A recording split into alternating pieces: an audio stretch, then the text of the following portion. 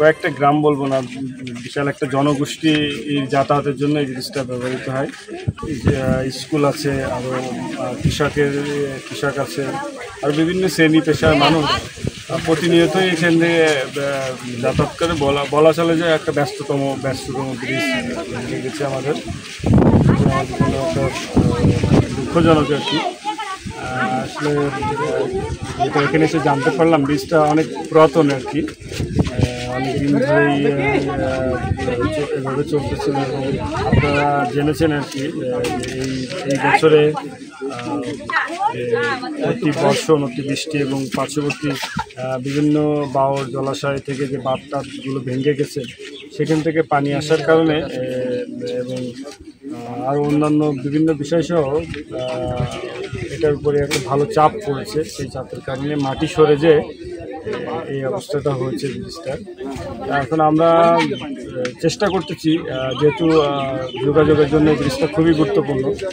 আমার এত সুন্দর রাস্তা থেকেও কোনো লাভ নাই যদি ব্রিজ না থাকে, রাস্তাটা মানুষ ব্যবহার করতে পারবে না। আমি উপজেলা ইঞ্জিনিয়ার জীবননগর চৌডাঙ্গা। আমি সরজমিনে আসছি, আপনাদের কথা মতো এখানে মোবাইল ফোনে আমাকে সকালে জানানো হয় যে এখানে একটা ব্রিজ ভেঙে পড়ছে। আমি সরজমিনে এসে দেখলাম যে ব্রিজটা আসলে অনেক পাকিস্তান আমলে করা, প্রায় যুদ্ধের পরপরই আর কি। এটা আমাদের ডিপার্টমেন্ট থেকে করা হয়নি, এলজিডি থেকে, এটা অন্য কোনো ডিপার্টমেন্ট থেকে করা হয়েছে।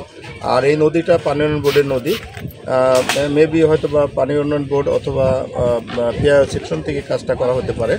তো এখন যেহেতু একটা ক্ষতিগ্রস্ত হয়েছে, এই ব্রিজের উপর দিয়ে আমাদের একটা রাস্তা চলে গেছে।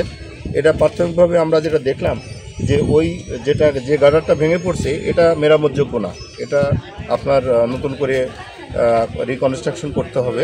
নতুন ব্রিজের প্রস্তাব আমরা আমাদের ডিপার্টমেন্ট থেকে দেব, কিন্তু এটা একটা দীর্ঘমেয়াদী সময়, এখানে একটু সময় লাগবে। একটা ব্রিজের প্রস্তাব দিলেই যে সঙ্গে সঙ্গে হয় তা না, এটা ডিপিপি অনুমোদন হতে হয়, তারপরে কাজটা বাস্তবায়ন হতে অনেক সময় লাগে, প্রায় 3 বছর। 93 সালে এই ব্রিজ যখন ভেঙে যায়, এইখানে ভেঙে যাওয়ার পরে এই ব্রিজ আবার বন্যার পরে আবার ফের এটা রিপেয়ারিং করে, যে ঢালাই করে উপরে।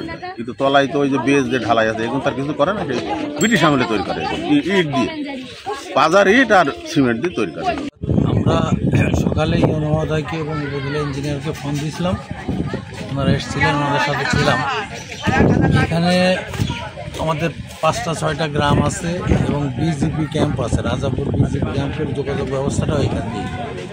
এটা পুরা মূলত একদম অচল হয়ে গেল। এখন বিকল্প ব্যবস্থা করার জন্য মহোদয় এবং উপজেলা ইঞ্জিনিয়ার এসেছিলেন, ওনারা সরজমিনে দেখলেন। আমার মহোদয় সক্রিয় আছেন।